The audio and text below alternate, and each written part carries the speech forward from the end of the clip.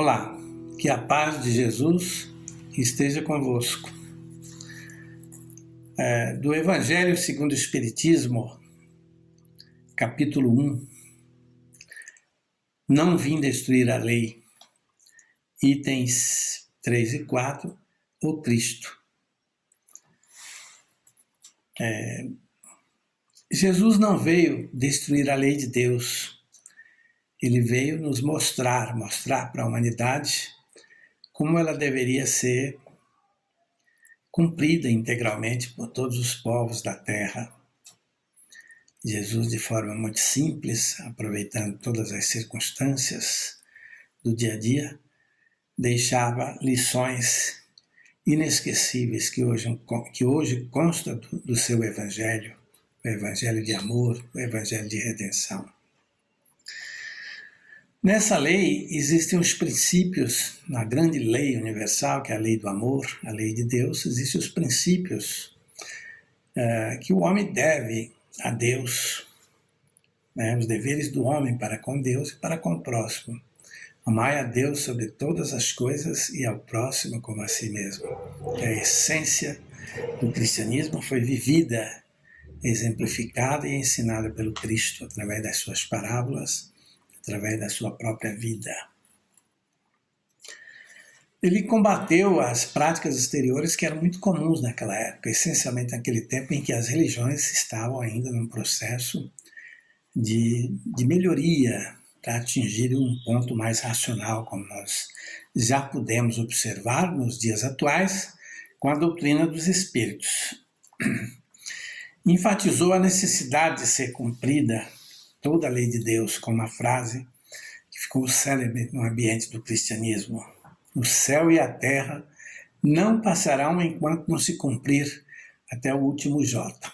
Portanto, enfatiza de que a lei de Deus é para toda a sociedade humana.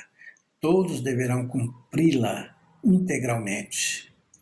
Através dessa frase, portanto, ele define muitas coisas de grande importância no ambiente do cristianismo, que hoje, mais facilmente, pode ser observado por nós, pelo cristão moderno, pelo cristão de hoje.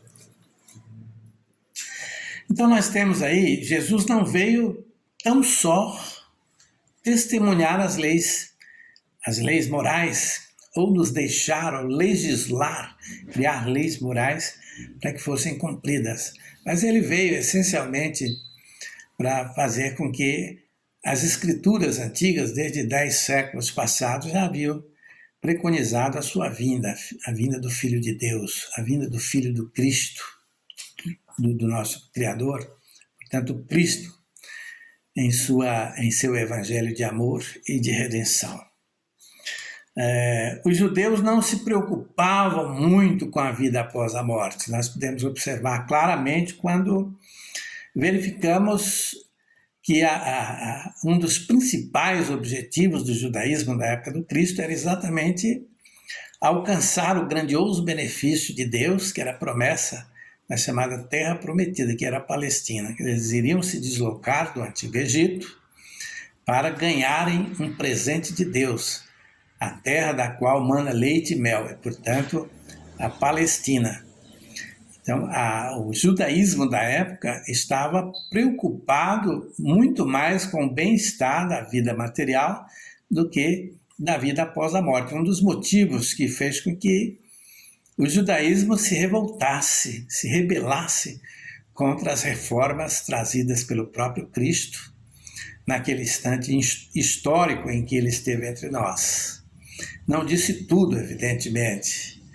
Se Jesus tivesse dito todas as coisas, naturalmente seria considerado, talvez até por alguns amigos seus, como um reformador irreverente, como um elemento que deixava, portanto, meios para que eles viessem a raciocinar e verificar que ele estava sendo contra os princípios religiosos, os mais antigos, como, por exemplo, a crença na existência de Satanás, na existência do inferno. Portanto, Jesus não revelou todas as coisas, ele não nos disse, não disse para a humanidade de que essas instruções intuitivas que o homem havia adquirido com o tempo na prática religiosa desde os tempos primitivos não era verdadeira, mas que a existência de Deus sim era verdadeira. Ele enfatizou: o Deus do Cristo é um Deus mais racional, é um Deus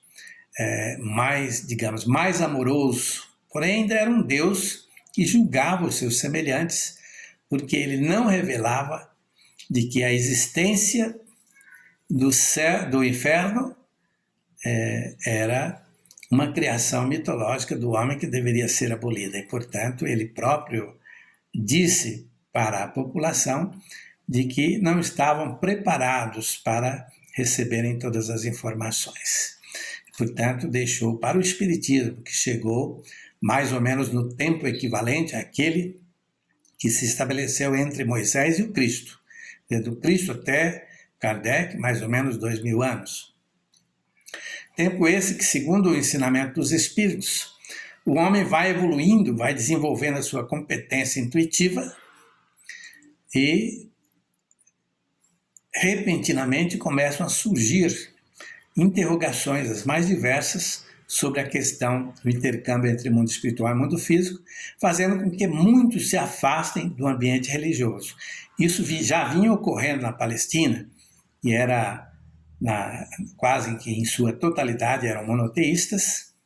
No entanto, o politeísmo já exercia grande influência quando homens inteligentes, sensíveis, já não acreditavam na doutrina desde os tempos de Moisés. Portanto, o Cristo trouxe informações que fez com que a fé, com que a habilidade desses homens se recrudescessem, quer dizer, se manifestasse de uma forma diferente, com a sua mensagem de amor e de redenção.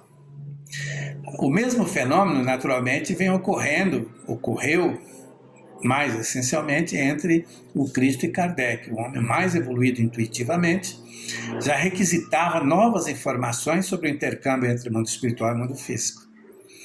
E isso foi suprido pela própria codificação da doutrina dos Espíritos, pelo Pentateuco Espírita. Portanto, Jesus não revelou todas as coisas.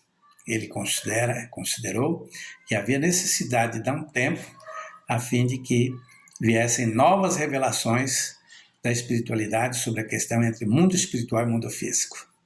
Portanto, os espíritos ensinam de que o espiritismo, em verdade, não precisa da ciência, mas nós sabemos que a ciência dá uma grande contribuição com a sua evolução para que possamos entender melhor os ensinamentos de Jesus. E é nesse sentido, então, que nós hoje, com a evolução científica, com o aumento da terminologia, nós podemos receber muito mais informações e, portanto, obter respostas às interrogações que formulávamos já devido à nossa evolução intuitiva, devido à nossa evolução de um modo geral. Eu quero agradecer a todos vocês e pedir que fiquem com Deus. Muito obrigado a todos.